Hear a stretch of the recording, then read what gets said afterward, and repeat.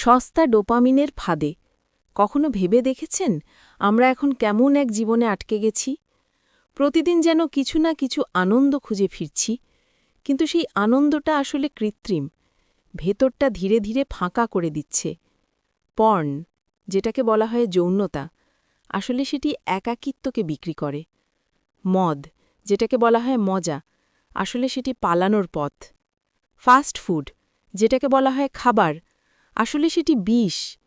Gaming, যেটাকে বলা হয় বিনোদন, আসলে সেটি একাকী বিচ্ছিন্নতার অন্য নাম। সোশ্যাল মিডিয়া, যেটাকে বলা হয় বন্ধুত্ব, আসলে সেটি লাইক আর শেয়ারের দুনিয়ায় একাকী প্রতিযোগিতা। ড্রাগ, সিগারেট, ভেপিং, সবই এমন কিছু যা সাময়িক স্বস্তি দেয়, কিন্তু দীর্ঘমেয়াদে আপনাকে ভেতর থেকে নিঃশেষ করে ফেলে। এই হল সস্তা ডোপামিনের ফাঁদ, যা আপনাকে মনে করায় আপনি কিছু করছেন, কিন্তু বাস্তবে আপনি শুধু সময় নষ্ট করছেন, নিজের উন্নতি থামিয়ে দিচ্ছেন, ধীরে ধীরে বদলে যাচ্ছেন ভিতর থেকে।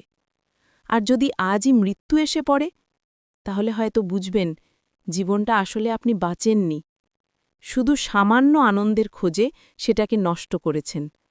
তাই এখনই সময়, স্ক্রোল বন্ধ করুন, নিজের সঙ্গে সময় কাটান, বই পড়ুন, হাঁটুন, নামাজ পড়ুন, প্রিয়জনের সঙ্গে কথা বলুন, কারণ জীবনটা একটাই, আর একে সুন্দরভাবে বাঁচানোই সবচেয়ে বড় দায়িত্ব।